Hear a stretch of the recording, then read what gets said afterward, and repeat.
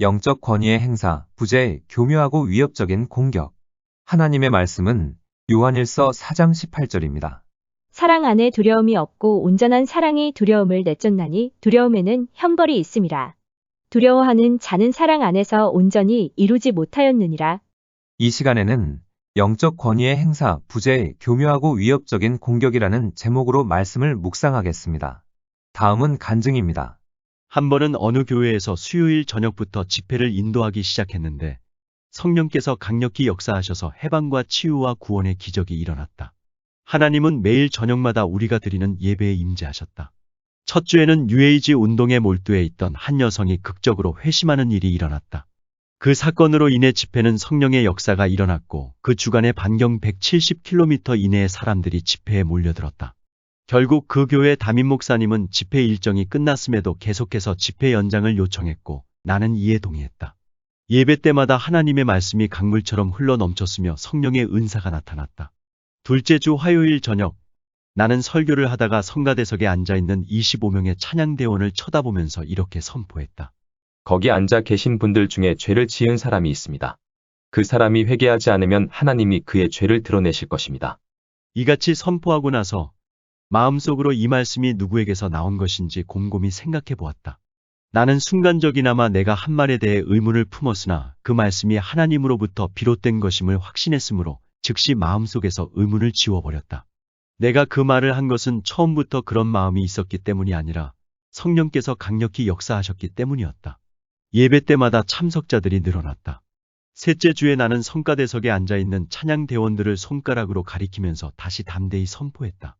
거기 앉아 계신 분들 중에 죄를 지은 사람이 있습니다.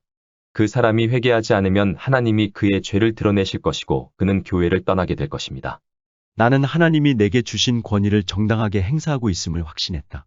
하나님이 주님의 교회에서 죄를 제거하고 계시는 중임을 알았기 때문에 이번에는 내가 선포한 말에 대해 전혀 의문을 품지 않았다. 다음날 저녁 담임 목사님과 내가 당회장실에서 예배 준비를 하고 있을 때 장로님 한 분이 들어오더니 찬양대원들이 부르퉁에 있는 것 같다고 말했다. 그러자 담임 목사님은 그들이 3주 동안 쉬지 않고 찬양하느라 몹시 피곤한 줄로 생각하고 말했다. 그분들에게 가서 좀 힘들더라도 계속 하나님을 찬양하라고 하십시오. 그때 나는 장로님을 쳐다보면서 질문했다. 잠시만요. 혹시 별 다른 일은 없습니까? 나의 물음에 장로님은 이렇게 대답했다. 찬양대원들은 강사 목사님이 자기들을 너무 심하게 대하신다고 생각하고 있습니다. 사적으로 말씀하셔야 할 일을 공개적으로 말씀하셨다면서 유감스러워하고 있습니다. 비록 그 당시에는 몰랐지만 그 순간은 영적으로 매우 심각한 고비였다. 그들은 하나님이 내게 주신 권위에 도전한 것이고 그 집회에서 일어난 일들을 기뻐하지 않은 사단은 그들을 통해 집회를 중지시키려고 한 것이다. 나는 아주 중요한 선택을 해야 할 기로에 있었다. 나는 찬양대원들의 위협에 굴복하고 내가 했던 말을 취소함으로써 내 자신의 영적 권위를 상실할 가능성도 있었다. 또한 내가 한 말은 성령의 감동으로 선포한 하나님의 말씀임을 확신하고 그들의 위협에 대적해서 나의 권위를 수호할 가능성도 있었다. 장로님의 얘기를 들은 즉시 나는 마음속으로 생각했다. 나는 왜 그들을 당혹스럽게 했지? 손가락으로 그들을 가리키지 않고서는 그런 말을 할 수 없었을까? 지금 교인들은 성가대석에 앉아있는 찬양대원들 가운데 누가 죄를 지었는지 추측하느라 바쁘다. 아무도 그런 죄를 지은 사람이 없으면 어쩌지? 설령 죄를 지은 사람이 있다 하더라도 누구인지 끝까지 드러나지 않으면 어떻게 할까? 교인들은 계속해서 찬양대원들을 불신할 테니 그들은 계속 고통당하고 교회는 혼란에 빠지겠지. 나는 이 교회에 유익을 끼치기는커녕 도리어 해를 끼친 것이 아닌가. 그렇다면 나는 오명을 쓰고 이곳을 떠나야 할 것이다. 이런 생각이 계속 나를 괴롭히자 두려움이 엄습했다. 도대체 내게 무슨 일이 발생한 것인가? 사람들의 위협이 나의 초점을 흐리게 한 것이다. 위협의 근원은 두려움이며 두려움은 자기 자신에게 초점을 맞추도록 한다. 이에 반해 사랑은 하나님과 타인에게 초점을 맞추며 자기 자신을 부정함으로 온전한 사랑은 두려움을 내어쫓는다. 이 두려움에 사로잡히자 찬양과 예배가 진행되는 동안에도 내 심령은 주의 말씀으로 채워지지 않았다. 그날 설교 시간에 하나님은 내 설교 그 어디에도 계시지 않는 것 같았다. 그러자 이런 생각이 들었다. 도대체 내가 왜 그런 말을 했을까? 이제 이 문제를 어떻게 수습하지? 나는 성령의 감동으로 말미암아 하나님 말씀을 선포한 것이 아니라 잠시 착각했던 것은 아닐까 혼란스러웠다. 그러면서 한편으로는 하나님이 역사하셔서 혼란에 빠진 나를 구해 주시리라고 스스로를 위로했지만 나는 여전히 두려움에 떨고 있었다. 그런 상태로 35분가량 설교하고 나서 예배를 마쳤다. 그 다음날 일어나 하나님께 질문했다. 하나님, 어제는 왜 역사하지 않으셨습니까? 그러나 하나님은 여전히 아무런 응답이 없으셨다. 제가 죄를 지었습니까? 제가 하나님을 근심하게 하였습니까? 여전히 침묵만 감돌았다. 1시간 동안 기도했는데 1분 1초가 힘든 영적 싸움의 연속이었다. 점심 식사를 하고 나서 교회 부근 공원에서 3시간을 기도했다.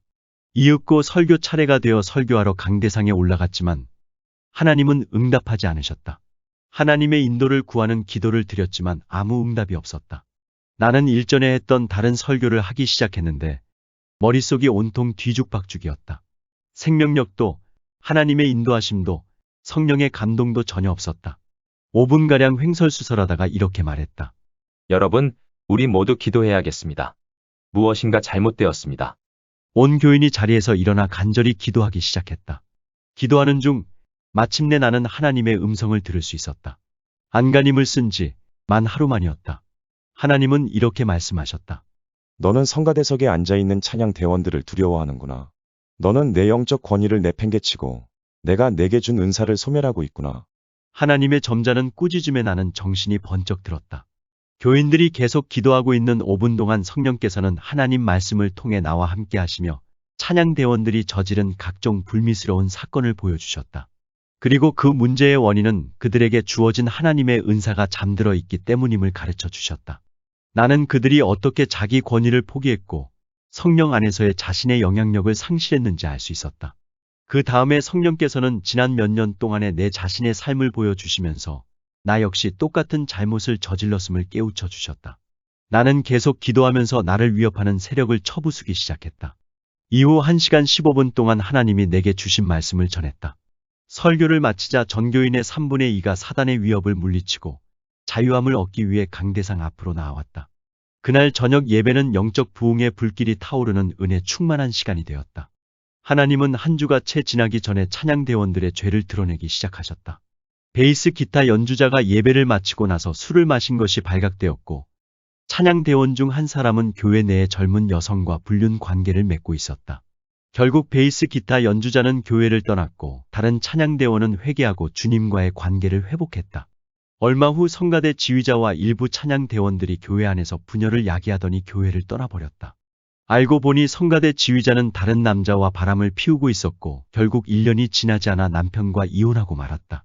최근 소식에 의하면 그녀는 그 남자와 살고 있다고 한다. 이처럼 불륜을 저지른 성가대원들 중 현재까지 결혼 생활을 유지하고 있는 가정은 한 가정뿐이다. 흥미롭게도 그들은 내가 자신들을 너무 심하게 대한다고 불평했던 사람들이다. 하나님은 나를 통해 그들에게 경고하셨다. 그들이 그 경고를 받아들였더라면 더 이상의 불상사는 없었을 것이다. 나는 그 후에 이 교회를 2번이나 방문했는데 예전보다 단합되어 있는 교인들의 모습을 볼 수 있었다. 담임 목사님은 내게 그 이유를 설명해 주셨다. 하나님이 우리 교회를 정결케 하셨으므로 온 교인이 영적으로 강해졌습니다. 이제 우리가 드리는 찬양과 예배는 그 어느 때보다 신령합니다. 담임 목사님은 지난번에 문제가 되었던 교회의 분열과 갈등은 이제 완전히 사라졌다는 얘기도 하셨다. 어느 날 방안을 거닐며 기도하는데 성령께서 다음과 같은 예언적 말씀을 들려주셨다. 두려움에 사로잡혀 있으면서도 믿음의 용사라고 불리는 사람들이 많이 있다. 그들은 하나님과 인간에 대해 순수한 마음을 지니고 있지만 초기의 기드온처럼 사람을 두려워하는구나. 나는 그들을 두려움에서 해방시키리라. 그들은 더 이상 사람을 두려워하지 않고 내게 복종할 것이다. 그리고 나의 능력을 힘입어 담대한 용사가 되며 승리하리라. 여기까지가 간증입니다. 죄가 우리 삶에 스며들면 성령께서 우리를 깨우치며 훈계하십니다. 그러나 우리가 성령의 음성에 귀를 기울이지 않으면 우리 심령은 점점 냉담해지고 둔감해집니다. 그렇게 영적인 귀가 먹는 과정은 우리 마음속에 성령이 거하시는 것을 더 이상 감지할 수 없을 때까지 지속됩니다. 이때가 되면 하나님은 우리를 보호하시기 위해 잘못을 지적할 사람을 보내주십니다. 우리를 부끄럽게 하기 위해서가 아니라 우리에게 경고하시고 우리를 보호하기 위해서 그렇게 하시는 것입니다. 그럼에도 불구하고 우리가 여전히 듣지 않으면 징계가 임합니다. 성경은 이렇게 증거합니다. 고린도전서 11장 31절로 32절에 우리가 우리를 살폈으면 판단을 받지 아니하려니와 우리가 판단을 받는 것은 주께 징계를 받는 것이니 이는 우리로 세상과 함께 정죄함을 받지 않게 하려 하심이라. 하나님은 우리가 회개하고 주의 징계를 면할 충분한 시간을 주시기 위해 우리 죄에 대하여 오래 참으십니다.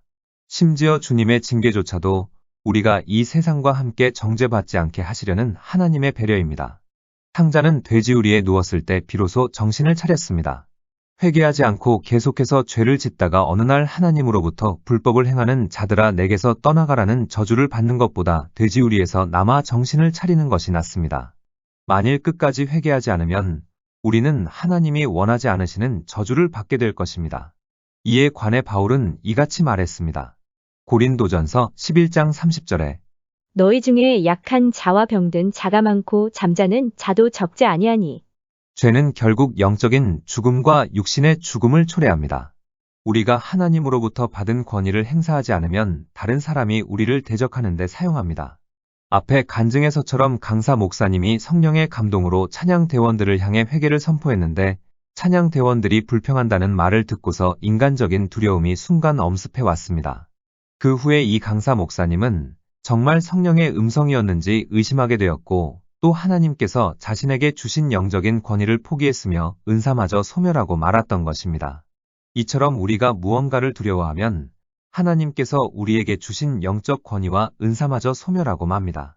이러한 영적인 비밀을 알고 있는 사단은 끊임없이 우리에게 두려움을 주기 위해 사람과 환경을 이용하여 우리를 위협하는 것입니다. 우리는 하나님께서 각자에게 주신 은사를 발휘해야 하는데 우리의 권위에 도전하는 온갖 방해 세력들 때문에 은사를 발휘하기는커녕 도리어 뒷걸음치는 사람들이 많이 있습니다. 사단은 하나님이 우리에게 주신 은사를 발휘하지 못하도록 환경과 사람들을 조종합니다. 그러나 성경은 다음과 같이 말하고 있습니다. 이사야 54장 17절에 너를 치려고 제조된 모든 연장이 쓸모가 없을 것이라. 우리는 성령의 능력을 통해 두려움을 떨쳐버리고 승리할 수 있습니다. 하나님은 우리 세대에 결코 후퇴하지 않는 믿음의 용사들을 세우실 것입니다. 그러므로 우리는 어떠한 일이 있어도 두려워해서는 안 됩니다. 현재 수많은 크리스천들이 위협에 맞서 싸우고 있습니다.